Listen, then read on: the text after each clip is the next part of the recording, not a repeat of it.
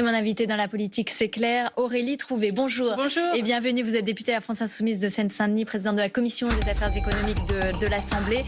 Un gouvernement pourrait être nommé aujourd'hui, le président par le président, sur proposition du Premier ministre, bien sûr. Est-ce que vous pensez que François Bayrou va réussir à élargir à gauche ?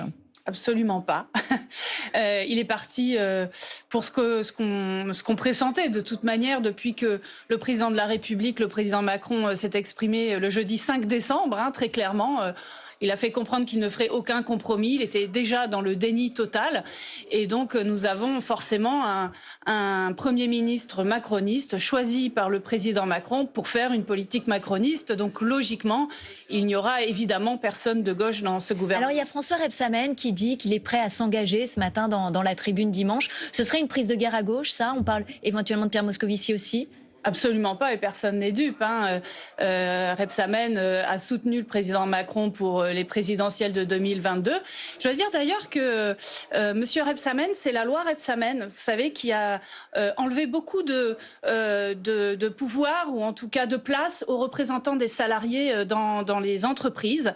Et j'ai envie de vous dire, si nous en sommes là, avec cette multiplication des plans de licenciement par des multinationales au profit des actionnaires, c'est aussi justement par ce type de loi qui a enlevé beaucoup de pouvoir aux représentants de salariés dans les boîtes. Et c'est un triste symbole, quelque part, de vouloir ce ministre. Donc c'est plus un homme de gauche ?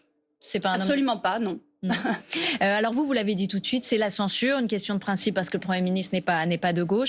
Et vous avez même refusé d'aller discuter à l'Élysée quand Emmanuel Macron vous l'a proposé. Pourquoi cette opposition radicale ? Pourquoi vous refusez le compromis alors qu'on est dans une situation qui est quand même compliquée sur le plan budgétaire, sur le plan politique ? Je ne crois pas même que ce soit une opposition radicale, c'est une opposition logique et cohérente, dans le sens où, je vous l'ai dit, dès le 5 décembre, le président Macron a dit qu'il allait continuer, coûte que coûte, sa politique macroniste. Il refuse toute concession. D'ailleurs, il dit la seule chose que j'ai mal faite, peut-être, c'est d'avoir décidé d'une dissolution.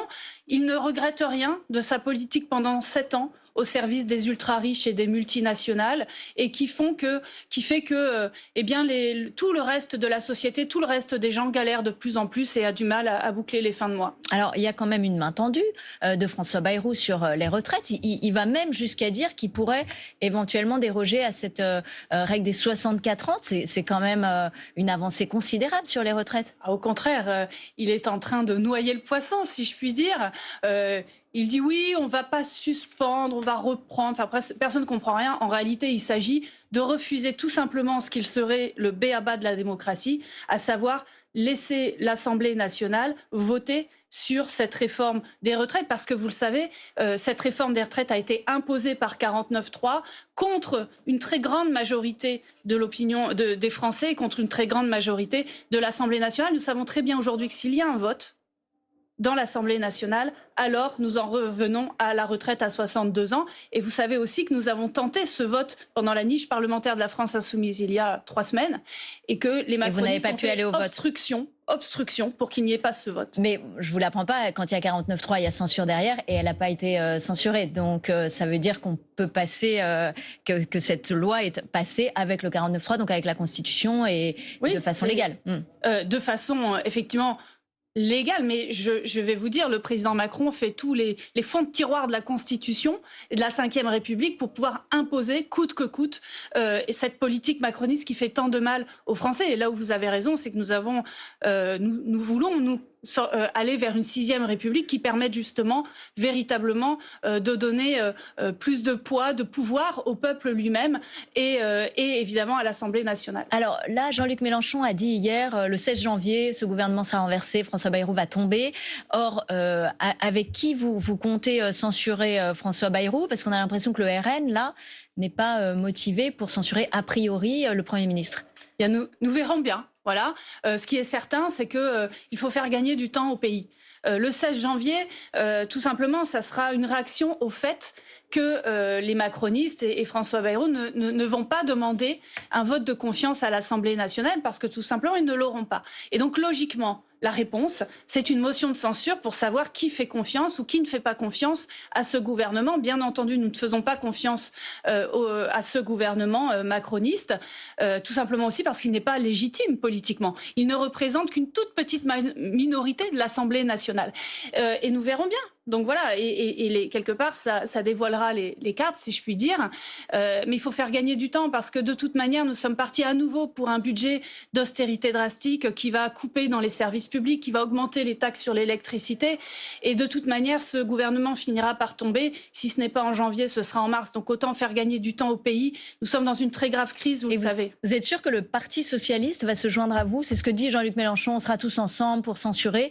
Aujourd'hui, on a l'impression que le Parti socialiste, s'il est dans l'opposition, s'il ne veut pas rentrer au gouvernement, n'est pas dans une censure systématique.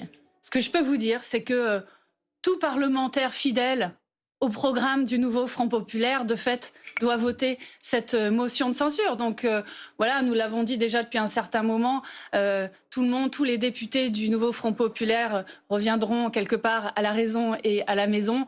Et je crois que c'est ce qui est en train de se passer. Nous l'avons dit, il n'y avait aucune illusion à se faire. Bon, voilà, tout le monde... Vous leur en voulez aux socialistes d'être allés négocier? Vous pensez qu'ils ont trahi? Ça laissera des traces, cette attitude? Ça leur appartient. Voilà. Ce que je souhaite maintenant, c'est que tout le monde, effectivement, revienne à la raison et à la maison.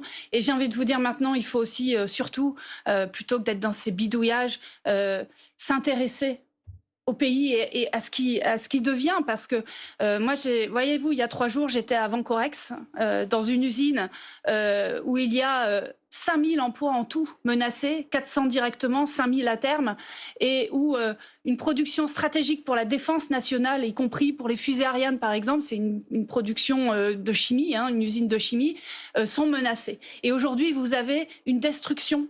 Vraiment, je le dis, un effondrement de l'industrie en France avec possiblement des effets irréversibles. Voilà. Et c'est une question de semaines et de mois. Et il faut vraiment une rupture. Alors, vous avez demandé la nationalisation de Vancorex. Tout à fait. C'est une entreprise chimique. Elle est si stratégique que cela pour nécessiter une nationalisation?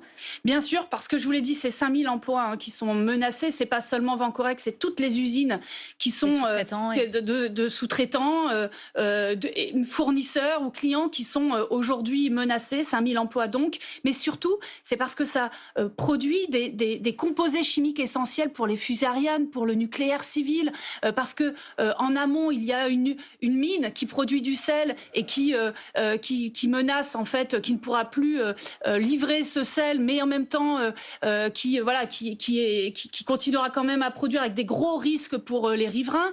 Il y a aussi des problèmes de souveraineté pour tout un tas d'autres usines en France. Donc c'est typiquement ce type d'industrie qu'il faut renationaliser, et parce qu'il n'y a plus d'autres solutions par ailleurs. C'est racheté en fait par un groupe chinois qui veut en fait qui ne veut récupérer que les brevets et qui veut du coup supprimer tous les emplois et toute la production. Alors c'est pas la seule entreprise qui est menacée. La CGT craint 300 plans sociaux, 200 000 emplois supprimés. Quelles informations vous avez, vous, en tant que président de la Commission des affaires économiques? C'est crédible, ces chiffres? Oui, c'est tout à fait crédible, malheureusement, et je le dis, ça risque de s'empirer. Pareil, vous avez entendu sans doute il y a 2 jours les fonderies de Bretagne. C'est quand même hallucinant. L'entreprise, la multinationale Renault refuse alors que de continuer à acheter aux fonderies de Bretagne. Donc là, c'est 350 emplois directement supprimés. C'est une catastrophe. Mais moi, ce qui est plus catastrophique, c'est que, en gros, les gouvernements nous disent il n'y a plus rien à faire. Cette impuissance volontaire et organisée, à quel point on est arrivé avec cette politique macroniste ultra-libérale. Il faut rompre avec ça. Aujourd'hui, on a des solutions. C'est déjà les aides publiques, qu'elles soient toutes conditionnées à la relocalisation, au fait de ne pas délocaliser, parce que toutes ces boîtes délocalisent. C'est le fait de rembourser aussi ces aides publiques quand ils délocalisent. C'est le fait aussi d'obliger les multinationales à chercher des repreneurs. C'est le fait aussi tout simplement d'interdire ces licenciements boursiers. Tout ça, c'est des propositions de loi que nous avons déposées, la France Insoumise et le nouveau Front populaire. Et puis, j'ai envie de vous dire, dernière chose, et il y a quelque chose auquel il faudra s'attaquer. C'est la concurrence déloyale. Parce que là, la concurrence chinoise et asiatique est extrêmement forte. Mais parce que Alors, il nous, y a des taxes douanières déjà qui ont été instaurées par l'Union Ah, européenne. Et puis, on ne peut pas dire en termes d'emploi, quand même, Emmanuel Macron a considérablement fait baisser le taux d'emploi sous le septennat, là. alors, prenons la part de l'emploi de l'industrie dans l'emploi total. Savez-vous que cette part n'a jamais été aussi faible de l'histoire française, quoi, hein. Donc, Mais le taux de chômage n'a jamais été aussi bas. alors pas du tout. Il est d'abord en train de remonter fortement. Oui, il remonte, et le mais- problème, c'est qu'il a été masqué. Vous savez que la moitié des emplois qui ont été créés ces dernières années, c'est des emplois d'apprentis et des emplois intérimaires et très précaires. Je voudrais Donc non, en réalité, justement, ce qui est en train de se passer, les plans de licenciement massifs et cette remontée terrible du taux de chômage, c'est les résultats de la politique de Macron. Je voudrais qu'on parle de Mayotte, qui pense ses plaies, qui compte ses morts. Vous saluez, vous, les annonces du président de la République, cette loi spéciale que vous allez étudier d'ailleurs dans votre commission des affaires économiques. Cette loi spéciale, cet état de catastrophe naturelle, un certain nombre de mesures fiscales aussi pour aider les entreprises sur place. Alors, d'abord, je voudrais, si vous me le permettez, parce que je n'ai pas eu l'occasion de le faire sur un plateau, d'abord adresser toutes mes pensées aux Mahorais. À l'heure où on se parle, il y a des centaines, sans doute des milliers, voire des dizaines de milliers de morts. D'ailleurs, je ne comprends pas que l'on n'ait pas encore un bilan approximatif. Pourquoi ? On a 35 morts, mais Ouais, vous savez bien que c'est pas certainement très réaliste. sous-évalué. Voilà. Il y a beaucoup de villages, de bidonvilles dans lesquels, voilà, pour l'instant, personne n'est passé. On sait qu'il n'y a pas d'électricité dans l'île. On sait qu'il n'y a quasiment pas d'eau potable. Et j'ai envie de vous dire aussi, il y a quelque part les résultats d'un certain abandon de la République parce que, vous savez, près de la moitié des habitations, c'est en vrai une tôle. Pour toi, et des murs faits de briques et de broc et largement des bidonvilles. Et ça explique aussi la destruction massive. Donc, il faut d'abord des moyens urgents et on ne compte pas ces sous. Quand il y a des centaines, des milliers de morts et de gens qui attendent aussi de l'aide au plus vite, hein, et c'est une question de jours. Donc ça veut dire que cette loi spéciale, vous allez l'étudier très rapidement à l'Assemblée ? Tout à fait. Voilà. Et là, il faut y mettre tout notre poids de parlementaires. Et je veux dire, en tant que présidente de la commission des affaires économiques, que bien entendu, nous allons faire au plus vite et autant que nous pouvons. Je regrette évidemment que notamment le Premier ministre ne soit pas sur place. Son place n'est pas au conseil municipal de Pau ou en bidouillage pour un gouvernement de quelques semaines. Il est là-bas. En fait, tous les moyens je veux dire, devraient être mis en ce moment, d'ailleurs, face à ce Elle drame. pourrait être adoptée quand cette loi ? Il faudrait qu'elle passe en Conseil des ministres rapidement. Oui, alors on s'attend, enfin il faudrait, normalement elle devrait arriver en séance le 6 janvier à l'Assemblée nationale et donc encore avant en commission des affaires économiques. Et oui, il faut légiférer, voilà, il faut légiférer, faire en sorte que tous les moyens soient possibles et donnés pour que nous puissions venir en secours là très très rapidement aux Mahorais et qu'ils puissent ensuite, dans les semaines, les mois et les années à venir, évidemment reconstruire ce pays. Et dans cette loi spéciale, il y aura une somme d'argent qui sera allouée ? Oui, et alors c'est ce que nous allons vérifier. Je ne connais pas le contenu de cette loi. Évidemment, j'espère que des moyens bien supplémentaires encore seront évidemment donnés à cette région française, parce que je le rappelle, eh bien, c'est aussi de la responsabilité de la République française, eh bien, de venir en aide et pour la reconstruction du pays. Et d'être au chevet des Mahorais. Merci Aurélie Trouvé d'avoir été avec nous ce matin. Députée insoumise de Seine-Saint-Denis et présidente de la Commission des affaires économiques de l'Assemblée. Tout de suite, vous avez rendez-vous avec les informés sur France Info.